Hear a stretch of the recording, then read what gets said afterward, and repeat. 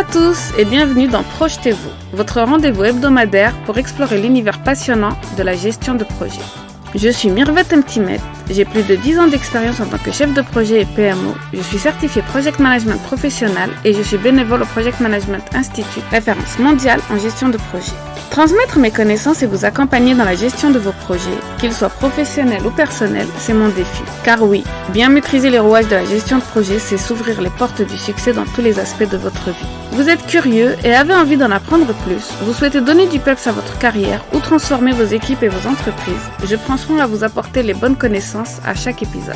Imaginez maîtriser l'art de transformer une simple idée en un projet réussi, de naviguer avec aisance entre les défis de coordination de budget et de délai. C'est ce monde que je vous propose de découvrir à travers Projetez-vous. Et parce que le monde évolue constamment, j'aborderai les tendances et les actualités. Qu'il s'agisse de nouvelles technologies, nouvelles méthodologies, d'outils innovants ou de changements dans les normes et pratiques du secteur, Projetez-vous sera votre source d'information. Et ce n'est pas tout, j'invite des professionnels aguerris qui partageront avec nous leurs expériences et leurs méthodes sur des thèmes variés et captivants. Alors, prêt à transformer vos projets en réussites éclatantes, rejoignez-moi dans cette aventure. Ensemble, faisons de la gestion de projet votre atout pour l'excellence.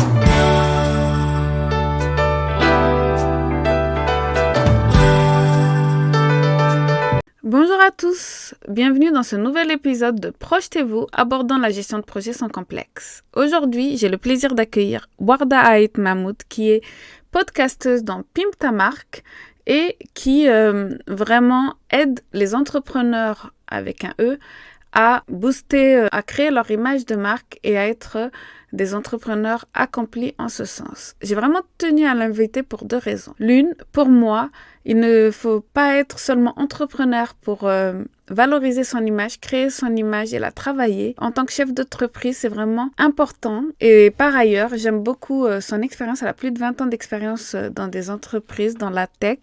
Et elle a côtoyé plusieurs chefs de projet. Donc, elle vous donnera les secrets et les ingrédients pour être un bon chef de projet et une bonne entrepreneur. Je vous souhaite une bonne écoute. Alors, bonjour à tous et bienvenue dans un nouvel épisode de Projetez-vous, le podcast qui vous propulse dans la gestion de projet, que vous soyez un professionnel de la gestion de projet, en entreprise ou entrepreneur. Aujourd'hui, j'ai l'honneur d'accueillir Warda Ait Mahmoud, experte en développement professionnel et en valorisation de l'image de marque. Warda est aussi podcasteuse avec Pimp ta marque. Elle est spécialiste dans l'accompagnement des entrepreneurs. J'apprécie beaucoup l'énergie de Warda et ce qu'elle envoie lors de ces échanges. Je pense que notre échange sera très instructif et très intéressant. En effet, je pense que dans le monde de l'entreprise ou en tant qu'entrepreneur, l'image de marque est vraiment très importante. Bonjour Warda et merci de nous rejoindre. Bonjour Mirvet et merci beaucoup pour cette invitation. Je suis vraiment ravie de pouvoir participer à ton podcast. Alors Warda, avant de commencer les questions, est-ce que tu peux un peu te présenter et présenter ton parcours?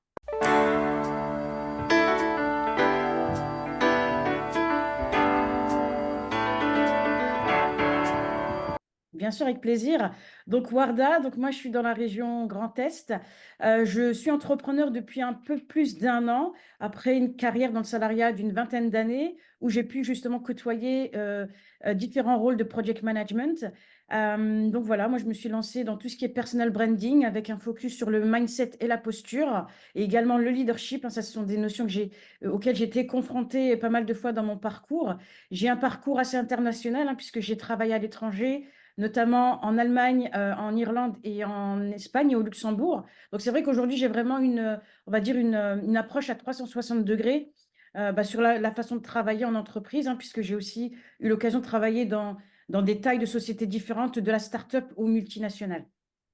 Merci beaucoup Warda, t'as vraiment une expérience très large et c'est pour ça t'inviter aujourd'hui semblait très important. Et puis si on se focalise sur l'image de marque, sachant que dans le monde de l'entreprise, dans le monde actuel, dans la société, l'image et la perception jouent un rôle crucial. Comment penses-tu que les entrepreneurs et les professionnels en entreprise peuvent se distinguer?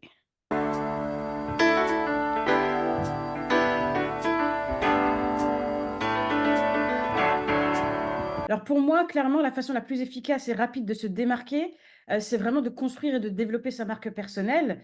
Par marque personnelle, moi, je fais vraiment référence à tout ce qui caractérise une personne, tout ce qui découle de son ADN, et ça peut aller de sa façon d'être, sa façon de penser, son style de communication, ses opinions, ses valeurs.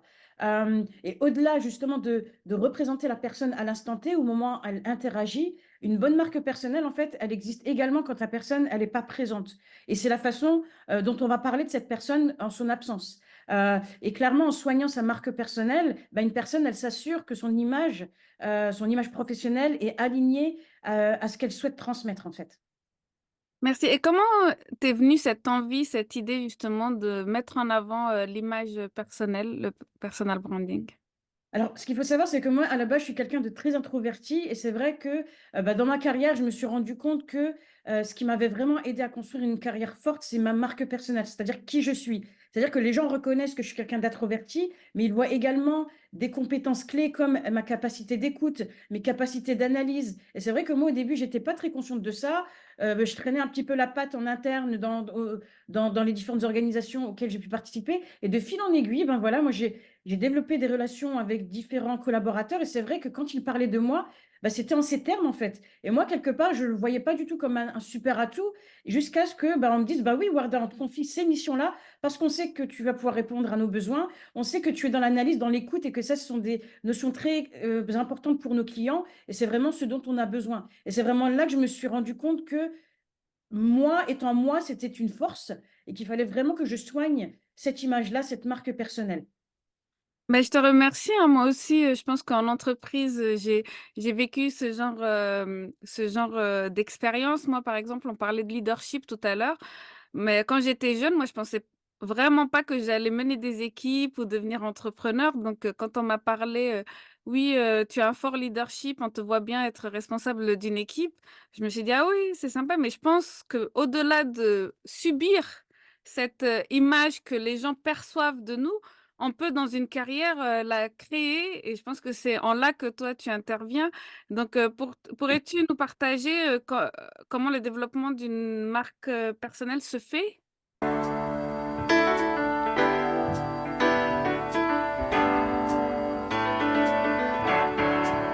Bien sûr.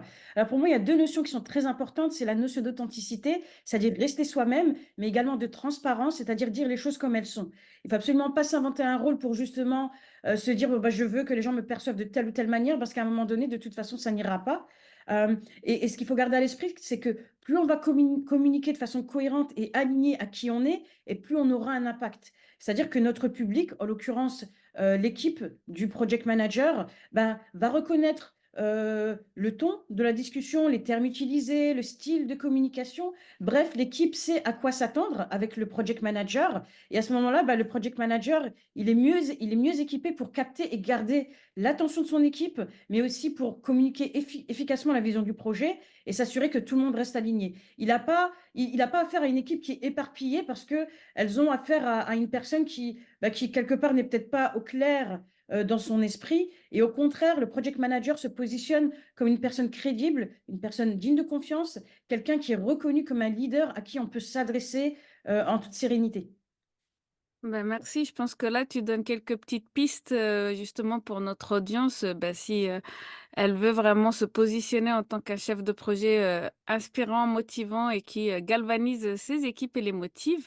La gestion de projet implique souvent de naviguer d'ailleurs à travers les défis et les obstacles. Quelles sont pour toi les soft skills importantes?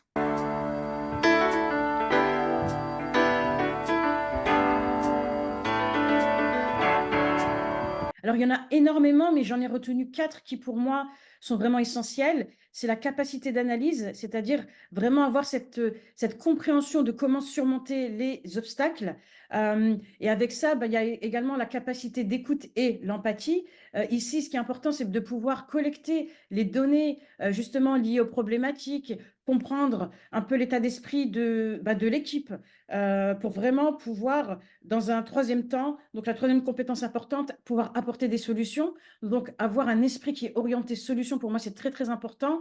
Et l'idée ici, c'est vraiment de pouvoir montrer qu'on est capable de faire les choses autrement en adoptant un autre point de vue, un autre angle. Et c'est là où un peu la magie d'un bon project manager fait son effet, c'est que en écoutant d'un côté son équipe, en faisant un état des lieux de la situation et en ayant cette approche orientée solution, il est vraiment capable d'apporter beaucoup de valeur pour pouvoir parer à toute éventualité. Et la dernière compétence, pour moi, c'est la gestion de conflits. Souvent, on a tendance à omettre cette partie-là, mais c'est vrai qu'un project manager, moi, je le compare souvent à un contremaître sur un chantier. Et c'est vraiment lui qui doit chapeauter tout la bonne conduite du projet. Il doit vraiment avoir une capacité à fédérer, mais également à créer une cohésion d'équipe pour qu'ils puissent atteindre un objectif commun. Ben, merci beaucoup, j'apprécie vraiment ta réponse et c'est pour ça que je t'ai invitée. C'est pour vraiment te montrer justement quelles sont les soft skills qui peuvent être communes à tout métier. Mais pour le chef de projet, le project management, là, c'est ce que je suis en train de. Je sensibilise vraiment à cela dans mon émission. Donc, c'est vraiment très intéressant ton point de vue. Et pour moi, la gestion des conflits, elle entre dans ce qu'on appelle en gestion de projet la gestion des parties prenantes. Et quand on accède à un rôle de chef de projet, on est obligé de prendre en considération toutes les parties prenantes et les conflits qui peuvent subvenir et ils doivent gérer ça pour que leur projet fonctionne et arriver à leur projet. Donc, dans les interactions, quels sont pour toi les blocages les plus communs rencontrés et quelles stratégies recommandes-tu pour les surmonter?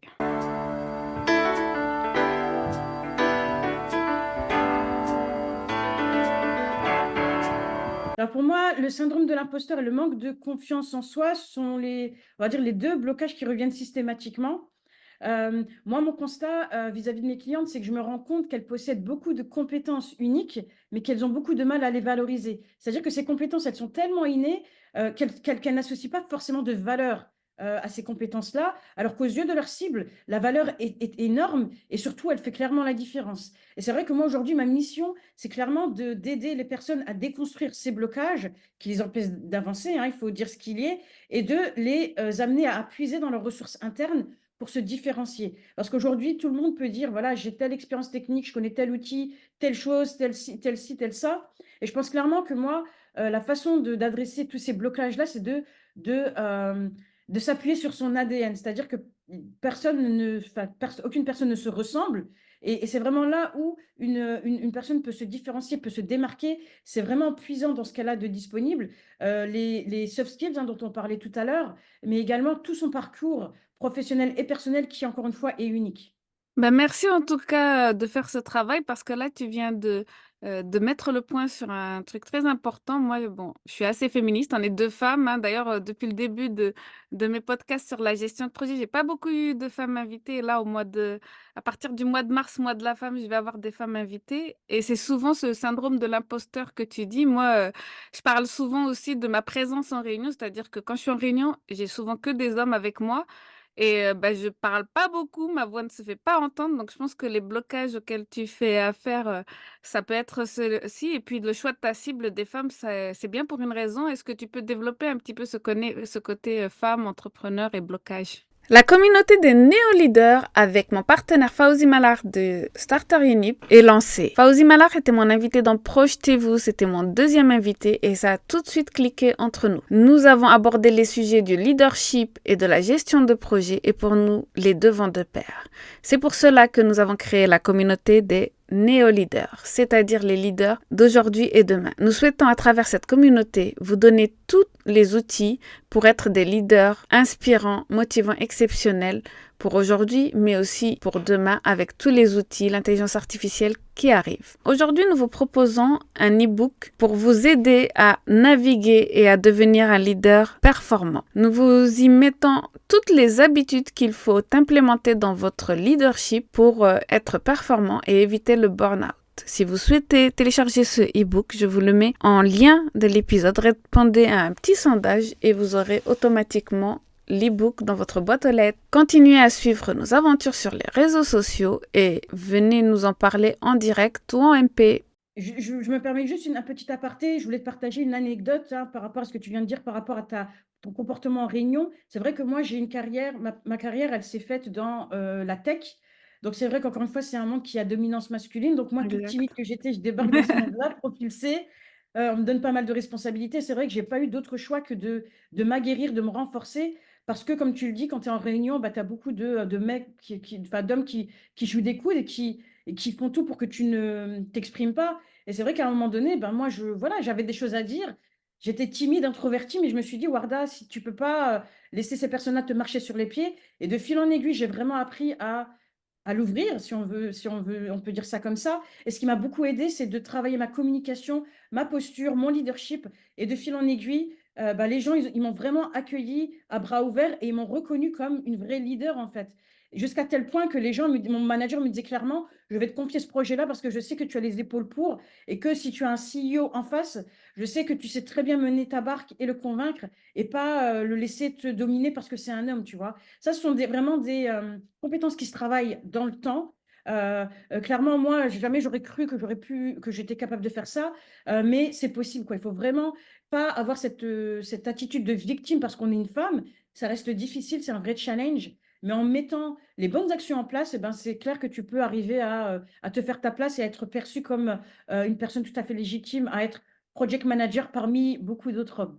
Merci, merci pour cet insight. C'est vraiment inspirant et c'est vraiment un des aspects que je souhaite pousser justement pour toutes ces femmes qui sont project managers. Si elles sont dans la tech, bah, c'est soit elles gardent leur féminité, elles sont curieuses, soit elles doivent step up. Des fois, elles doivent se mettre des armures et puis quand elles se mettent l'armure, elles peuvent être respectées, mais il y a toujours des hommes qui vont venir la titiller, lui manquer de respect. Moi, j'ai remarqué ça. Et puis les hommes, je croyais que c'était que en France, mais quand tu me dis la tech, c'est partout dans le monde. Moi, en France, Oui.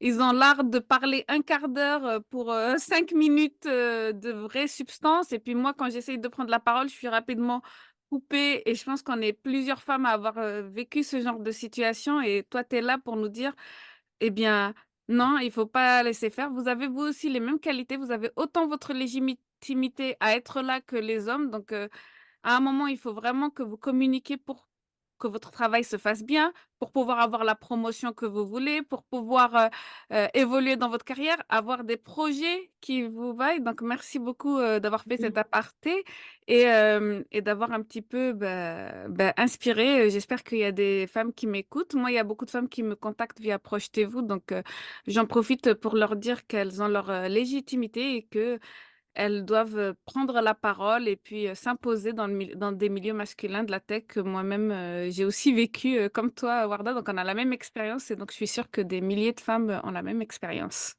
Soyez audacieuse.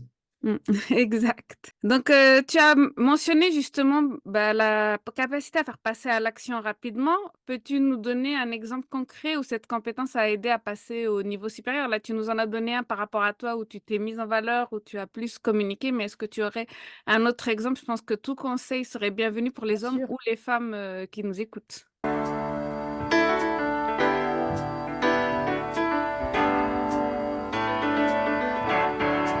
Bien sûr, j'en ai d'ailleurs plusieurs. Ce que je voulais dire, c'est que moi, en tant qu'entrepreneur, c'est vrai que j'ai pas mal testé de choses dans mon parcours, ce qui m'a amené à développer un esprit d'analyse, mais aussi une capacité de visualiser des solutions à mettre en place rapidement face à un problème. Je vais te donner un exemple. Par exemple, j'ai souvent des personnes qui sont confrontées à la difficulté de définir les besoins de leur cible. Et pour moi, une solution simple et directe de collecter les besoins de sa cible, c'est par exemple par des appels, organiser des appels sur une semaine ou deux et de dire voilà, j'ouvre des créneaux, 10-15 minutes, 20 minutes pour discuter de tes besoins, voir de quelle manière moi et mon expertise on peut t'aider. Donc ça peut être une option assez directe et simple. Et ce qui est intéressant dans cet échange, c'est que tu vas partir, tu vas vouloir en fait analyser des problématiques, mais tu vas déjà pouvoir sonder si ta façon de faire, ta méthodologie correspond à ta cible, en fait. Donc, c'est vraiment une approche qui te permet d'adresser deux points majeurs, je pense, pour un entrepreneur. Évaluer les besoins de ta cible et t'assurer que toi, avec ton expertise et ta façon de faire, il y a vraiment un intérêt par ta cible à répondre favorablement à tout ce que tu lui présentes. Donc ça, c'est un exemple des appels. Un autre exemple que je peux partager, c'est par exemple de mettre en place un sondage. détaillé. Ce qui est intéressant dans cette approche-là, c'est que tu as vraiment la possibilité de poser différentes questions, des questions ouvertes, des questions fermées, et de capter le verbatim de ta cible, encore une fois. Et ce qui est intéressant, c'est que si tu laisses ce sondage ouvert toute l'année, et que tu en fais la promo régulièrement, bah, toi, ça te donne accès à une banque de besoins, entre guillemets, que tu peux aller consulter de temps en temps, bah, pour communiquer, pour créer tes offres, pour vraiment t'assurer que tout ce que tu fais dans le cadre de ton activité répond à un vrai besoin de ta cible. Tu C'est vois? vraiment intéressant, merci beaucoup. Et puis ça, on peut l'appliquer en tant qu'entrepreneur, mais on peut l'appliquer dans le cadre de l'entreprise quand on va sortir un nouveau produit, une innovation. Je pense que j'ai vu des grandes entreprises ou des moyennes entreprises faire ça pour, avant de rentrer dans un projet et passer des mois et des années à développer un produit qui ne serve pas aux besoins des clients. On fait ces sondages, on fait cette étude. Donc, merci de donner des petits points. Je pense que les équipes projets peuvent être innovantes là-dessus. Au niveau de l'entrepreneuriat, justement, peut-être qu'il y a parmi ma communauté des personnes qui, via la gestion de projet, veulent acquérir. Moi, je pense que la gestion de projet, elle peut mener à tout et même à l'entrepreneuriat. Mais qu'est-ce qui t'a décidé, toi, à devenir entrepreneuse et qu'est-ce que tu conseillerais à des gens qui sont à ça de se lancer dans l'entrepreneuriat, mais qui ont peur et qui veulent rester dans leur poste parce que c'est la sécurité?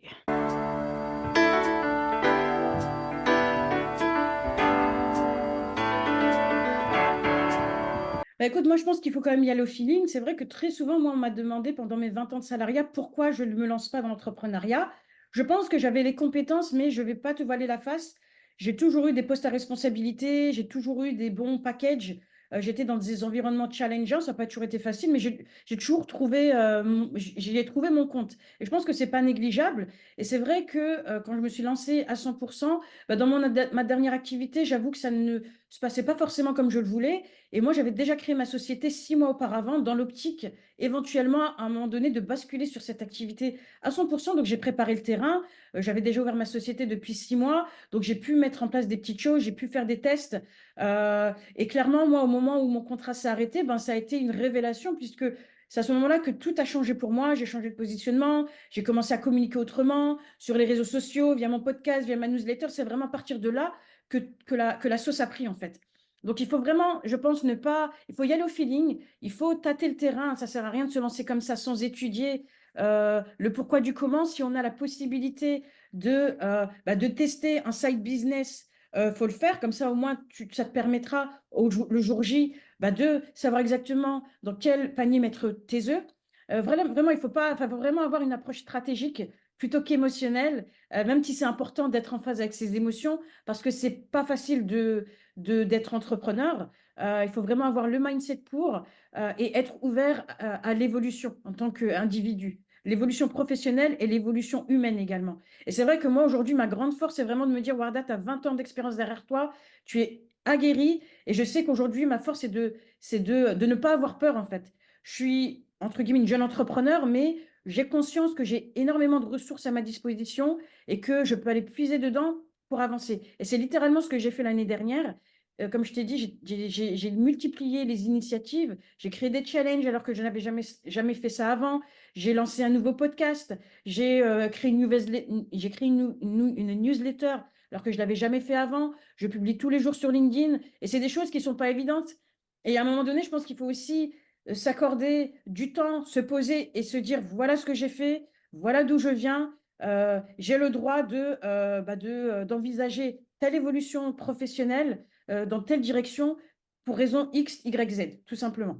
Ben merci, ta réponse elle est assez complète et j'y vois plusieurs points. Donc le premier point que je vois c'est le fait que en fait ton projet il avait mûri même si tu t'en rendais pas compte inconsciemment comment te proposait l'entrepreneuriat. Donc c'est pour ça que toi tu es arrivé doucement, c'est-à-dire 6 mois avant tu as pris l'entrepreneuriat. Donc penses qu'aujourd'hui, les personnes qui se trouvent, tu as eu un bon salaire, mais qui se trouvent un peu piégées dans leur emploi, il faudrait qu'ils testent des petites choses en dehors avant de se lancer dans l'entrepreneuriat? C'est pas mal. Moi, par exemple, j'ai commencé par écrire des articles et j'en écris toujours d'ailleurs.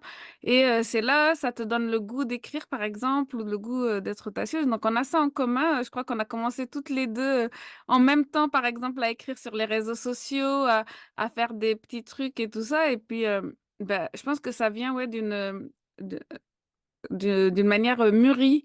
Et ben, le fait est que je pense qu'il faut se lancer dans l'entrepreneuriat en ayant une stratégie, comme tu disais, en ayant une vision, en ayant plusieurs backup plans au cas où ça fonctionne, pas de la plan A, plan B, plan C, plan D, et puis les tester tous et les épuiser tous, hein, voilà. Et ben, je pense que dans la carrière, c'est la même chose. Moi, je vais te raconter une petite anecdote et tu vas peut-être pouvoir rebondir dessus. Moi, j'ai été dans un grand groupe, dans un grand projet, mais j'étais chimiste à la base, je me suis reconvertie à l'informatique. Et ensuite, à un moment, je me suis dit, mais quelle est mon employabilité? Est-ce que je vais rester toute ma vie dans ce projet, dans ce grand groupe, ou est-ce que il faut que je vois quelles sont les compétences que je pourrais développer? Donc, c'est comme ça que j'ai commencé à développer des soft skills et à passer des certifications et à apprendre. En fait, cette curiosité, je pense que en disant que tu as lancé ta newsletter, tu as commencé à écrire sur les réseaux sociaux des challenges, c'est que quel que soit votre niveau d'expérience, quelle que soit votre position, si vous êtes salarié, entrepreneur, au chômage, cette curiosité et cette envie d'apprendre vous permet d'évoluer, vous amènera toujours quelque part. Et je pense que tu en as été un bon exemple. Est-ce que tu pourrais rebondir ou m'en dire plus? Est-ce que tu penses que que j'ai bien cerné ce que tu as dit? Oui, exactement. Et en fait, j'aimerais juste partager une approche pragmatique pour les personnes qui se demandent est-ce que c'est le moment pour moi de me lancer ou de quelle manière je peux m'assurer que mon approche est la bonne.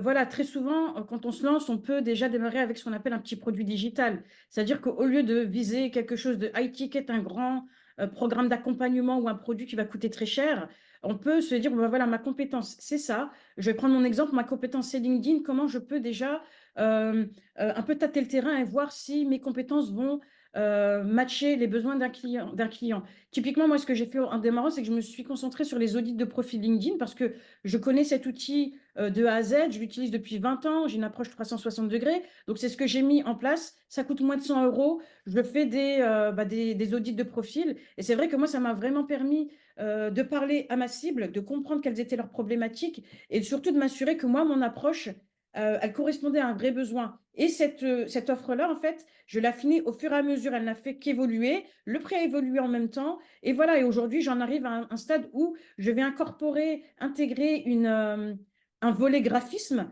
ce qui veut dire que mon offre sera encore plus complète. Et du coup, le prix va encore une fois évoluer. Et depuis que je l'ai lancé, le prix a évolué 3 fois. Pour une bonne raison, c'est que le service que j'offre est également beaucoup plus élevé qu'au début, tout simplement. Donc ça, c'est un premier exemple. Une autre approche qui fonctionne pas mal, c'est de fournir ce qu'on appelle des e-books.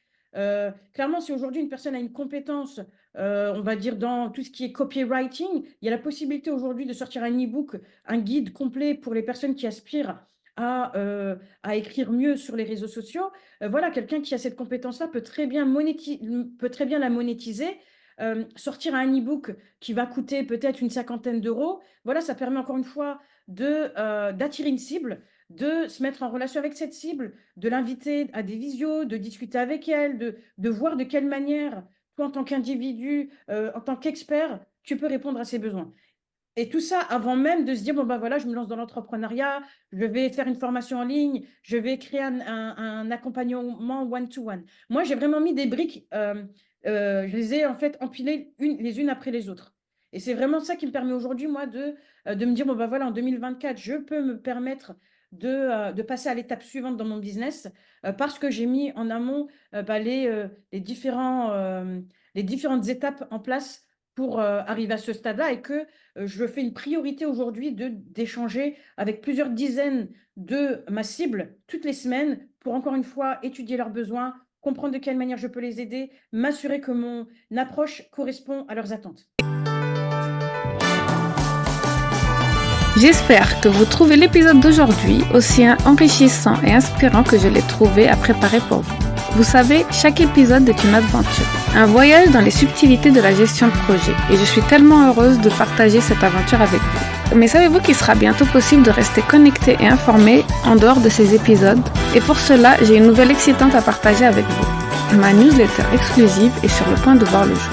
Oui, vous avez bien entendu, une newsletter dédiée à la gestion de projet pour pouvoir l'appliquer en entreprise. Pourquoi s'abonner à cette newsletter? Eh bien, je pense que ce sera intéressant pour toute personne voulant développer et optimiser ses projets pour assurer une meilleure maîtrise du budget et une meilleure satisfaction client. Dans cette newsletter, vous pourrez trouver des conseils pratiques, des astuces concrètes et des mises à jour sur les dernières tendances en gestion de projet. Ce sera un lieu où je partage mon expertise, mais aussi des ressources, des études de cas et des tips pour bien amorcer une bonne mise en place de méthodologie dans vos projets si vous êtes encore loin d'appliquer la gestion de projet dans vos projets. Je suis actuellement en train de travailler d'arrache-pied sur cette newsletter pour m'assurer qu'elle soit une source incontournable d'informations et d'inspiration pour vous. Chaque édition sera soigneusement élaborée pour enrichir votre compréhension de la gestion de projet, mais aussi l'appliquer dans vos entreprises.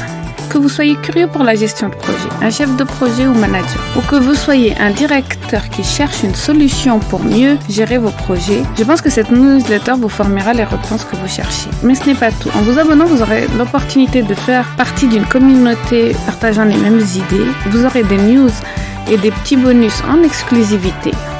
C'est une chance de pouvoir échanger sur la gestion de projet. Si vous avez aimé cet épisode et que vous voulez aller plus loin dans la gestion de projet avec des exemples concrets et pratiques, je vous invite à vous abonner à la newsletter. Toutes les informations seront en description de cet épisode.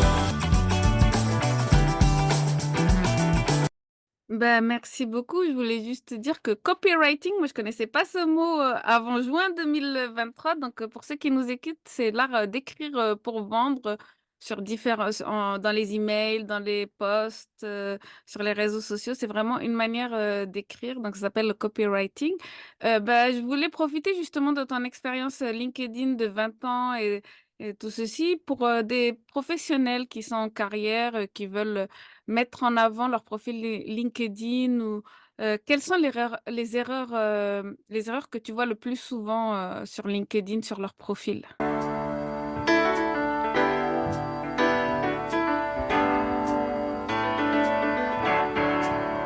Je pense que d'une part, la première, c'est vraiment de ne pas avoir un profil optimisé, hein. J'en reviens à l'audit de profil. C'est-à-dire que je vois énormément de personnes qui dépensent beaucoup d'énergie et d'efforts dans la publication de posts quotidiens, mais le profil n'est pas du tout actualisé. C'est-à-dire que quand on va consulter leur profil, on ne comprend pas trop ce qu'ils font, quelle est leur cible, quelles sont leurs compétences. Et ça, pour moi, c'est vraiment une grosse erreur. Il faut vraiment...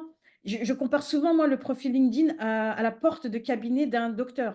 Dessus, on va voir une plaque, et si dessus, on voit un terme qui ne donne pas forcément confiance, on ne va pas toquer, entrer et le consulter. Parce que la personne doit savoir à qui elle s'adresse, elle veut savoir quelle est la spécialisation de ce médecin, si c'est un homme ou une femme. Enfin voilà, tous ces éléments-là doivent vraiment apparaître sur le profil, et c'est ça qui va faire qu'une personne va se dire, bon, oui, en effet, Mirvet fait telle et telle chose, voilà ses compétences, Warda, elle est spécialisée dans tel ou tel aspect, voilà ce qu'elle offre, et voilà la valeur qu'elle va m'apporter.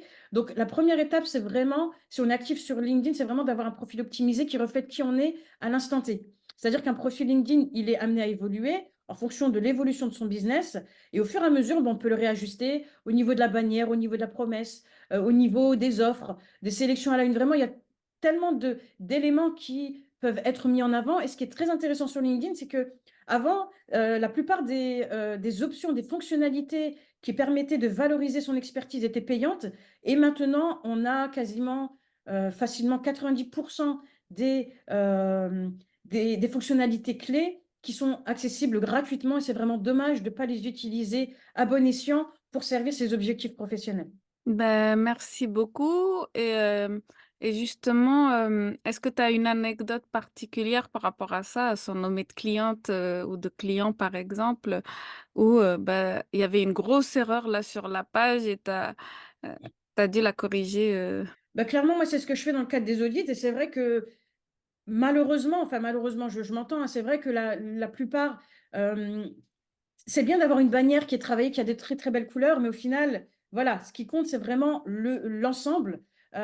Et souvent, moi, ce que je vois, c'est qu'il y a un décalage, c'est-à-dire qu'il y a une volonté de bien faire, mais ça reste maladroit. D'où l'importance de vraiment s'adresser à des professionnels parce qu'elles ont l'habitude, elles peuvent faire des comparatifs. Aujourd'hui, moi, j'ai vraiment cette approche de dire, je peux te proposer une solution rapidement. Moi, dans le cadre de mes audits, quasiment 90% du contenu que je fournis est applicable de suite. Et ça, c'est très important. L'idée, c'est pas de faire traîner les choses, c'est vraiment de t'assurer que dès qu'une personne vient sur ton profil, elle puisse être amenée, bloc après bloc, section après section, à cliquer sur un lien pour prendre rendez-vous avec toi, acheter un produit. Voilà, il faut arrêter de se voiler la face. On est sur LinkedIn pour vendre, pour attirer nos prospects. Et il faut vraiment mettre les choses en place pour amener nos prospects à faire ça, en fait.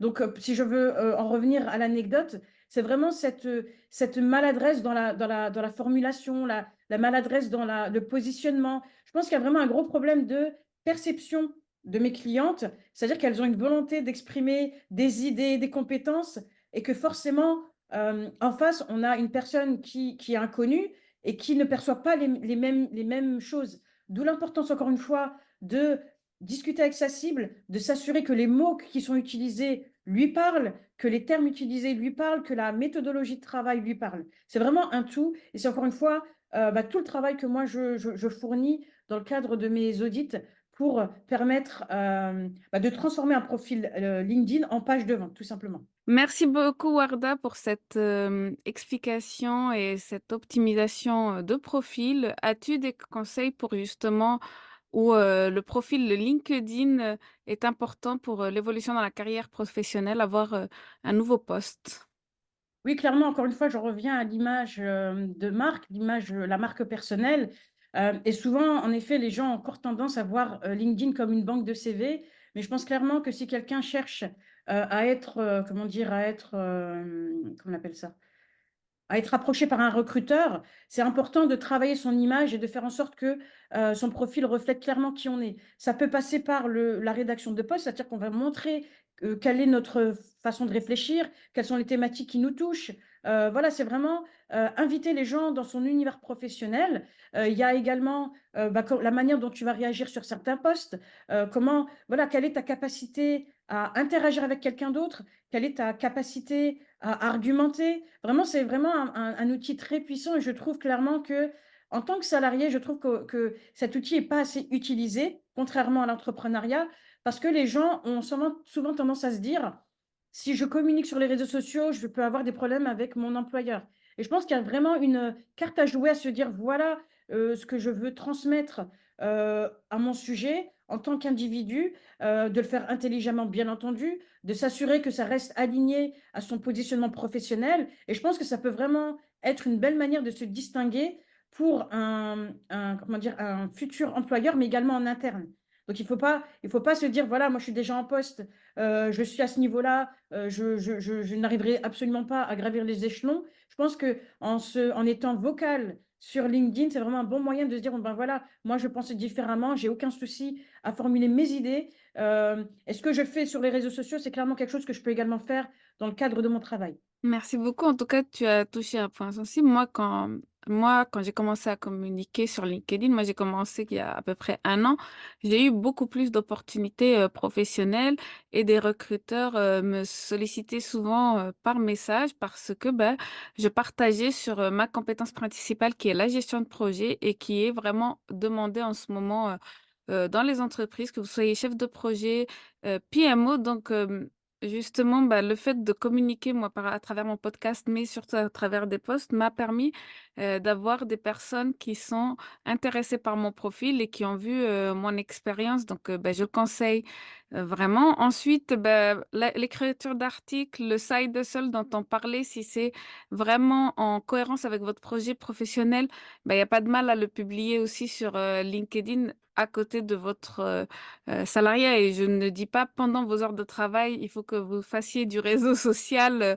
On a déjà vu plein de fois des personnes se faire virer par rapport à Facebook. Et puis, troisième point, aujourd'hui, l'entreprise, moi, je viens de donner des cours en université, des cours vraiment généraux et par rapport aux relations publiques, l'entreprise est présente sur les réseaux sociaux et donc c'est matcher des profils, matcher une entreprise, un CIO avec un profil, d'employé et bah, souvent, on va travailler avec une entreprise qui partage nos valeurs et inversement, l'entreprise va chercher des valeurs, dans certaines personnes. Ce n'est plus seulement les compétences techniques qui sont recherchées, mais des compétences, humaines et des compétences d'adaptation. Donc vraiment, je pense que en tant que salarié, si on veut faire évoluer sa carrière, avoir de nouvelles opportunités, c'est aussi important qu'en tant qu'entreprise, d'être actif sur les réseaux sociaux et sur LinkedIn qui est le réseau social, professionnel qui fonctionne en ce moment. Ceci peut ne plus être vrai dans un certain temps, mais aujourd'hui, c'est, the place to be comme on dit et puis merci, Warda, bah, de faire ce travail, de nous, sensibiliser à toutes les possibilités, que LinkedIn peut nous offrir et qu'on soit entrepreneur, entreprise ou salarié. Oui, juste un petit point, je pense que ça vaut aussi le coup en fonction de la taille de la société. Je sais que très souvent, ils ont des départements communication, marketing qui eux-mêmes ont une stratégie en place pour être visibles sur les réseaux sociaux. Et je pense, en fonction du contexte, bien entendu, n'hésitez pas à aller consulter ces personnes-là, voir quelles sont leurs visions et de quelle manière, toi, en tant qu'employé, tu peux t'inscrire dans cette vision. L'idée, c'est pas comment dire, de te faire dicter ce que tu dois dire. Mais c'est vrai que l'idée, c'est pas non plus d'aller à contre-courant de ce que la société veut faire.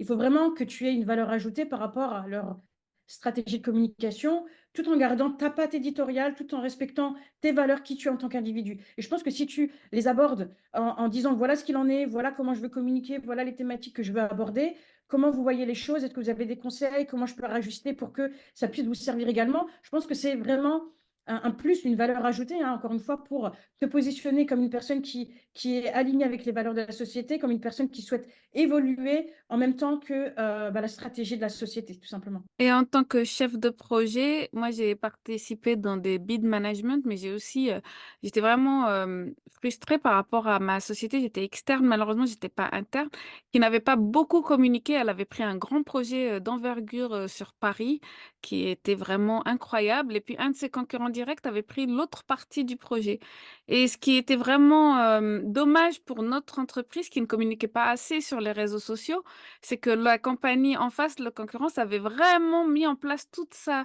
machinerie médiatique, par rapport à ça et donc on les voyait partout alors que c'était notre entreprise qui était arrivée la première sur le marché, qui avait gagné le premier appel d'offres et qui avait été précurseur sur pas mal de choses.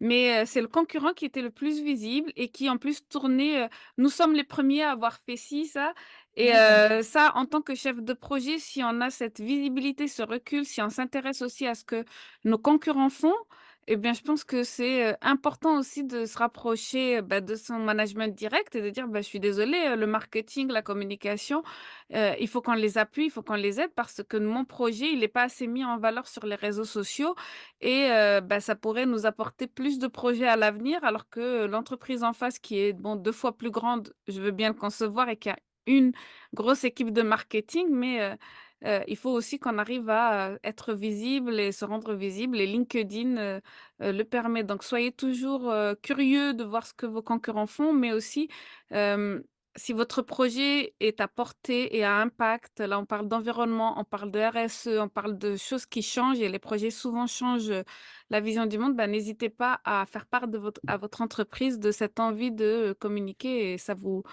mettra sous un nouveau jour surtout. Merci beaucoup. La gestion de projet, c'est aussi une question d'adaptabilité.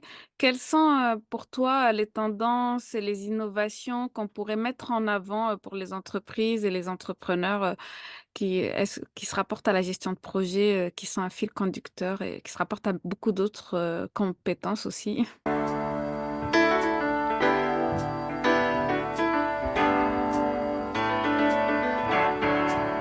Alors moi, je trouve que le métier a considérablement évolué au cours des 10 à 15 dernières années.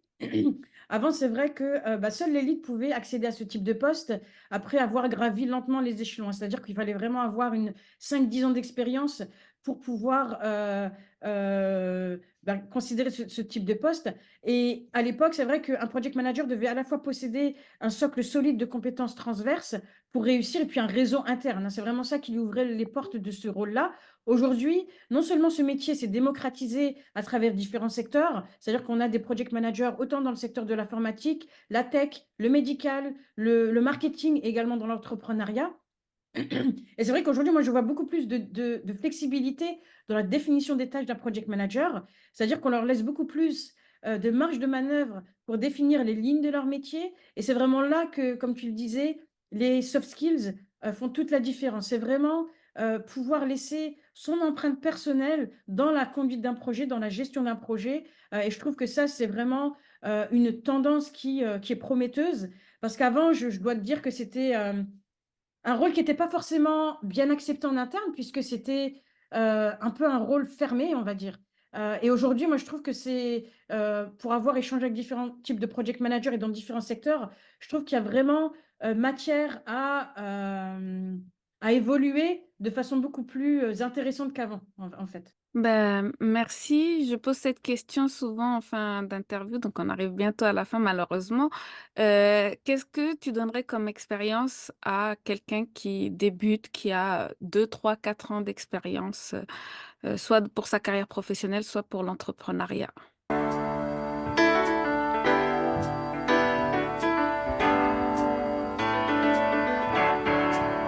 Alors pour moi, la communication, ça reste vraiment la meilleure solution. Communiquer avec les parties prenantes, communiquer avec sa cible, communiquer sur les réseaux sociaux, ouvrir le dialogue avec les personnes qu'on cible, les personnes qui sont concernées par notre travail. Vraiment offrir une perspective de solution à ces personnes-là, montrer qu'on est force de proposition, qu'on est là pour évoluer en même temps qu'elles, mais vraiment ajouter de la valeur. Et je pense que ce qui est également important, c'est de montrer qu'on est flexible et qu'on est capable de prendre les décisions qui s'imposent si la situation stagne ou si, voilà, si la situation elle n'évolue pas dans le bon sens, tout simplement. Merci beaucoup Warda d'avoir partagé ton expertise et tes insights précieux avec nous aujourd'hui. On a abordé plusieurs thèmes qui me sont chers et qui sont importants et puis avec un vocabulaire, un verbatim différent de la gestion de projet pour vraiment montrer que c'est applicable dans tous les domaines. Pour nos auditeurs qui souhaitent en savoir plus sur toi et bénéficier de ton accompagnement, où peuvent-ils te trouver? Bah, c'est principalement sur LinkedIn où je poste quotidiennement et puis également dans le podcast Pim ta marque où je diffuse un épisode de podcast toutes les 2 semaines, hein. Je pourrais partager les liens, que tu pourras mettre dans la description si tu le souhaites. Bien sûr, je n'y manquerai pas. Merci beaucoup Warda pour aujourd'hui. Avec plaisir, encore une fois, merci pour cette invitation, j'ai vraiment apprécié nos échanges. Eh bien, merci à toi. Merci à tous nos éditeurs de nous avoir écoutés. Je mettrai bien sûr tous les liens en description de l'épisode pour savoir où retrouver Warda ou écouter son podcast. N'oubliez pas de vous projeter vers votre succès, peu importe où vous en êtes dans votre parcours professionnel. Merci beaucoup et à la semaine prochaine pour un nouvel épisode de Projetez-vous.